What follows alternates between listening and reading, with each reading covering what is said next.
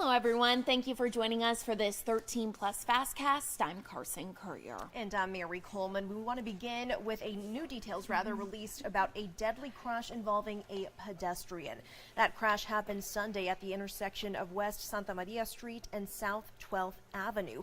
That's between Valencia and Bilby. TPD says detectives determined 87-year-old Catalina de Haro Rodriguez was crossing 12th Avenue when she was hit. She was taken to the hospital where she died yesterday. The driver of the vehicle did remain at the scene and cooperated with this investigation. Meanwhile, detectives need your help learning what led up to a stabbing on a city bus. A Suntram bus driver, 62-year-old Wilbur Nimmons, is behind bars today and is charged with 2 counts of aggravated assault. You just saw video of him before a judge. This all unfolded last week in Midtown near Grant and Oracle. TPD says Nimmons and a rider got into an argument, and the rider threw a grapefruit at Nimmons, hitting him in the arm. Police say the man got off the bus and Nimmons followed him with a knife. Witnesses say the 2 men exchanged words, and the rider appeared to retreat when Nimmons started swinging the knife. Now, the rider was cut on his arm. He is expected to be okay. Detectives are asking anyone that may have witnessed the incident to come forward and call 88 Crime. And Tucson police need your help finding a man they want to question about a recent double homicide. Police believe the person in these pictures may have information regarding the deaths of 37-year-old Courtney Ann Pregill and 32-year-old Tyler Wheeler.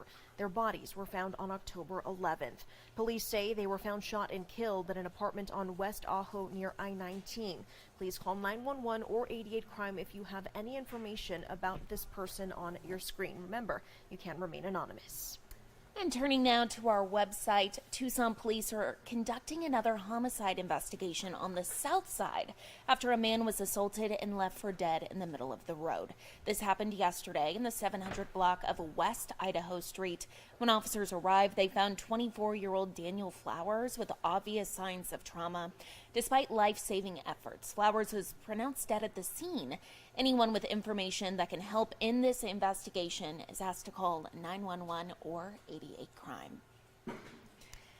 And now we want to bring in J.D. Wallace joining us. J.D., you've been speaking with the FBI and U of A. Recently, there was that huge threat that was thwarted, a pretty big deal that, seems to seemingly be getting not as much attention, so we're glad that you're covering it. But what are you learning from all of this? Right, the U of A and the FBI both let us speak to them today. You don't always get to talk to the FBI. Yeah. And one of the things they're highlighting and letting us talk about is their collaboration. I mean, we hear a lot about collaboration, and we hear a lot of times about law enforcement working together, but this really served as a night and day difference in some regards, because just a year ago we had Dr. Thomas Meixner killed, murdered on campus, and the person accused of that, Murad Dervish, obviously is still in the legal system right now. However, there were a lot of things that were highlighted after that there wasn't very good communication between the U of A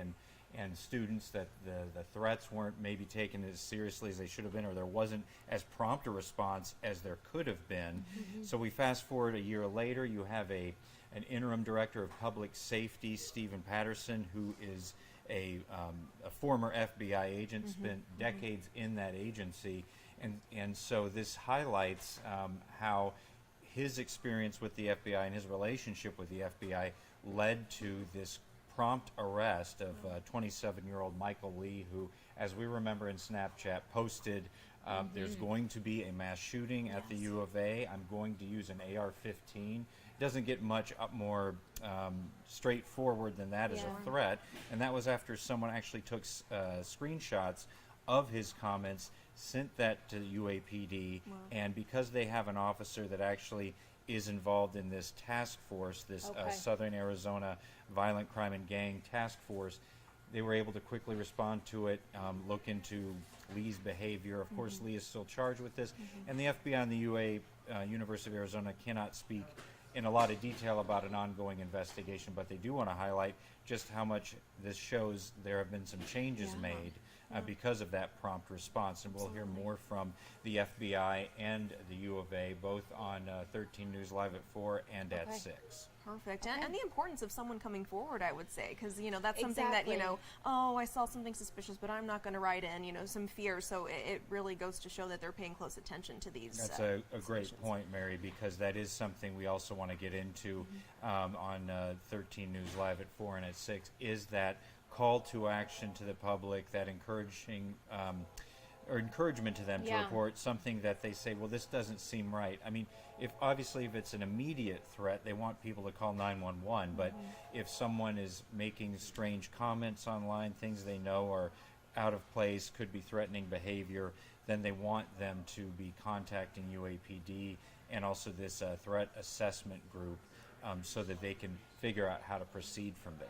And JD, is this threat assessment group, is it new? They've actually just updated how it's going to look at these threats. Yeah, you actually followed that PAX report, that independent analysis of how the university responded to the situation with Dr. Meixner, and they had talked about that threat assessment group. Yeah. So it's something where they've made sure that there is more analysis of psychological behavior. They have their chief safety officer, I believe, that correct. is also, their threat assessment. There you go. Yes, Yeah. excuse me. That also can look into the psychology of some of these threats and be able to then understand, well, is this something we proceed with? Is this just someone looking for attention? Sure. So those types of things, those changes they are showing have been made, or that they are making them, and they also pride themselves in a new website that will provide students, parents, faculty more guidance on how to respond to some of those threats. Perfect. Well, looking forward to seeing your reports in a couple of hours. Thank Absolutely. you, JD. Thank you, Okay. JD. Thank you. Turning now to the Middle East here, if we can pull up this video. A deal is in place to let 500 foreign nationals, including Americans, leave Gaza and go into Egypt. This is something many countries, including the United States, have been working on for weeks. You can see here on your screen some of these people getting ready to leave. The first group does not include those Americans, though, but they are expected to be able to leave later this week. It's important to note that this does not include any of the Hamas hostages. Secretary of State Antony Blinken says roughly 400 American citizens and their family members, about 1,000 people in total, are stuck in Gaza. They're still trying to get out. And for the first time since this war began, the Rafah crossing in Egypt is partially reopened to allow injured Palestinians out. Some 80 Egyptian ambulances were seen waiting for those patients. They are said to be in a dire state, and most of them will require surgery. These are the first Palestinians allowed out of Gaza since the war began more than 3 weeks ago. Meanwhile, the U.S. is speaking out today about the efforts to get Americans to safety. In the past 24 hours, we have informed U.S. citizens and their family members with whom we are in contact that they will be assigned specific departure dates. We have asked them to continue to monitor their email regularly over the next 24 to 72 hours for specific instructions about how to exit. The U.S. Embassy in Cairo is standing by to provide assistance to U.S. citizens as they enter Egypt.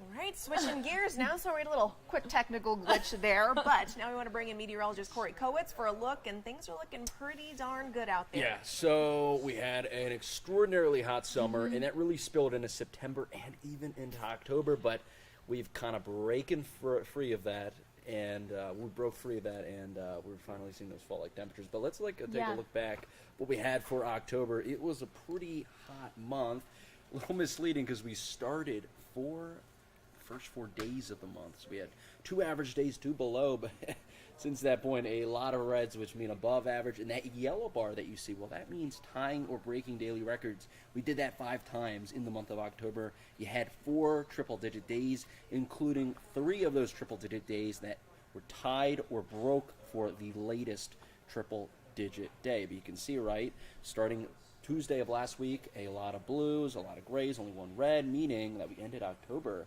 actually a little bit below average. Let's talk about those last 3 days. So Sunday, Monday, and yesterday. Sunday 78, Monday the coolest 74, yesterday 77. Maybe you're thinking, when's the last time it was this cool? We haven't seen cool temps like that. Well, if you weren't wondering that, well, I'm going to tell you anyway. So it's our first 3-day stretch of sub-80-degree highs since March 27th. That's 218 days ago. It's really remarkable to think that it's been that long since we felt temperatures that are that cool. So now we're in November. First, we're going to talk about what we may see in November. Let's first talk about what you usually see in the beginning of November. Usually you see low 80s as your high, lows in the low 50s, but by the end of the month, it gets pretty chilly. On average, the high is in the high 60s and lows in the lower 40s. A little more detail, on average in the month, the high is 75, on average the low is 48, but this is what usually happens in the transitional seasons in fall and spring. In November, the record, it's gone up to 94, guys, but it's also gotten down to the teens. How about 19 as well? Average rainfall is just a 71st of an inch, a very dry month, but we've seen up to 2 inches, but we've also seen 15 years where it hasn't rained at all in November, so really a mixed bag here. So with all that in mind, let's see what this Climate Prediction Center is saying for the month of November.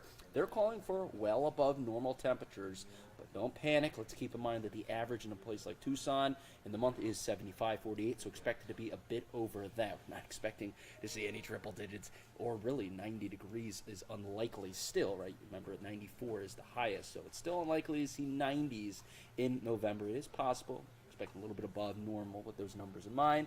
Precip we're at. Expecting normal precip, but also keep in mind that it is a dry month. Tucson only sees a 71st of an inch in the month of November. Right now, 78 in Tucson. Very, very nice temperatures across the board. 80s to our west. Casa Grande 80, Phoenix 80, 82 Sales, 69 Sierra Vista, 65. And Wilcox is about how above or below normal we are. Many spots are right around normal, but as you head towards the east, a little bit below average for many spots. Let's go hour by hour here. We're going to see those temperatures settle in the lower 80s, upper 70s, possibly getting up to 80 in Tucson for today, but then dropping off into the low 70s by 7, then into the 60s by 8, and mid-60s by 9 o'clock.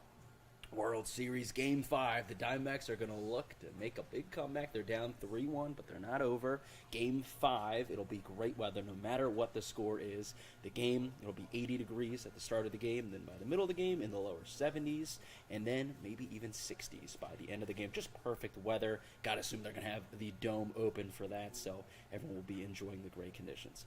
Another day of being windy. This was in the beginning of the day where we saw these peak wind gusts, so why you're not seeing all of those recordings, some of them need to have strong enough wind gusts to report it, which means not as windy as what you had yesterday, but still a 30-mile-per-hour gust recorded in Tucson earlier today. We are expecting those winds to taper off this afternoon, and for the next 7 days, just expecting your garden variety.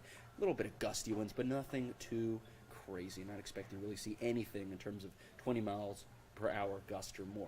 Right now, we're clear, and we're going to remain clear in terms of rainfall for the next 7 days. We're going to remain dry, unfortunately. And you can see that really includes the entire Southwest. If you're wondering, well, is there even a chance? Not really a chance. Really, essentially, a 0% chance of getting any sort of precipitation in the Tucson area through mid-next week. We do have a bit of a warm-up on tap. It was in the 70s, expected to stay in the 80s, maybe even the upper 80s by the weekend and next week, but that's nothing we can't handle, just slightly above average. But overall, I think high 80s is very nice temperature, so I think that temperature outlook's pretty good to me.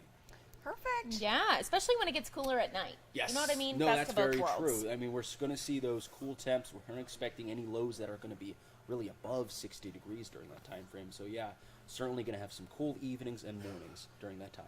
There you go. Awesome. Thank you, Corey. And back to some of our news now. Former Arizona basketball player, now West Virginia guard Kirk Kriisa, has been suspended for 9 games for receiving impermissible benefits. West Virginia announced that suspension yesterday. The athletic department said in a statement it learned in late August that Kriisa admitted to receiving the benefits while enrolled at Arizona. Creesa arrived at West Virginia in April with 2 years of eligibility remaining after 3 seasons with the Wildcats.